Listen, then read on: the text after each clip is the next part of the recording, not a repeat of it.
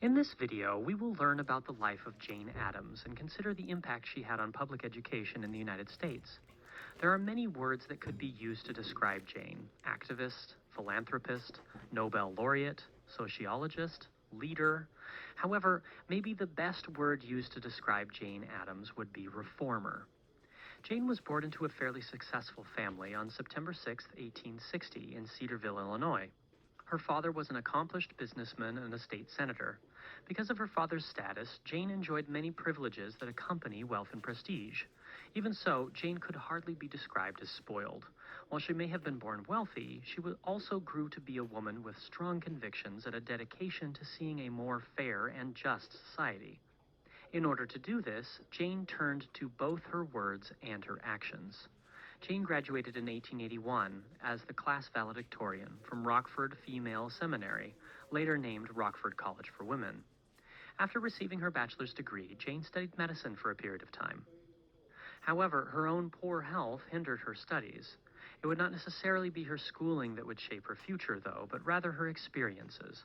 In 1887 and 1888, Jane toured Europe with a friend, Ellen Gates Starr. During this tour, Jane and Ellen visited a settlement house called Toynbee Hall, which was located in London, England.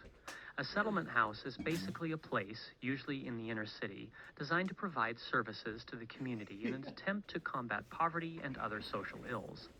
After visiting Toynbee, Jane and Ellen had the idea to start a similar facility in Chicago. In 1889, Hull House opened in Chicago, Illinois, with a mission of serving the immigrant population and those living in poverty in the Chicago area.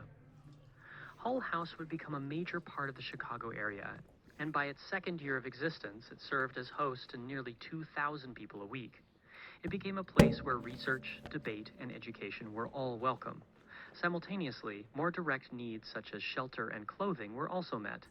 From the standpoint of education, Hull House served as an early start for children and a chance to continue education for adults.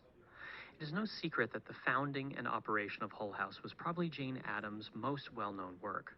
While Hull House certainly helped those that were able to spend time there, it also had a lasting effect as a form of social reform and education.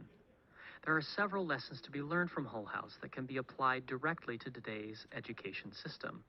First, Hull House was community-based, with a focus on bettering the community through collaboration and cooperation. These are characteristics that are also at the heart of public education today. Second, Hull House was a place filled with diversity and welcoming to everyone. With Hull House, Addams encouraged integration during a time when the United States was very much a segregated place on many levels. Through Hull House, Addams sought to reconnect members of the community who may have been pushed aside due to race and class differences. These ideals are incredibly important when considering the structure of today's public education system. Finally, Addams placed a great emphasis on the arts within the educational structure of Hull House. She saw art as a medium for connecting culturally and for expressing individualism. This was in contrast to much of the formal education system at the time, which was more industrial-based. Current trends in education, such as the differentiation of instruction, the encouragement of creativity, and the emphasis on play for children, would have fit well in Addams' Hull House. While the purpose of this video is to give a more in-depth look at how Jane Addams impacted education in the United States, it would be unfair to leave out some of the most important parts of her life. Addams was certainly a feminist and a wonderful champion of women's rights. She fought long and hard for women's suffrage, or the right to vote, and she became a member of the American Sociological Society in 1905. In 1905, she would also begin serving on the Chicago Board of Education. She was an avid peace activist who used her prestige to speak out against war. In 1931, in fact, her life's work and activism resulted in the awarding of a Nobel Peace Prize. Jane Addams is considered one of the greatest women activists of the Progressive Era, which is a term used to describe a time in American history from about 1890 until the 1920s, where the focus was on returning to a more directly democratic government. From a philosophical standpoint, Addams would be considered a pragmatist, or someone who believes that thought is a tool used to problem solve. To learn more about this approach from an education standpoint, consider learning more about the philosophy of John Dewey. Unfortunately, Addams' health began to fade in the late 1920s and early 1930s.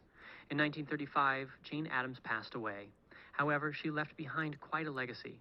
Her standpoint of promoting equality and peace through inclusion, creativity, and humility has survived long after her, and thankfully is at the heart of progressive public education today.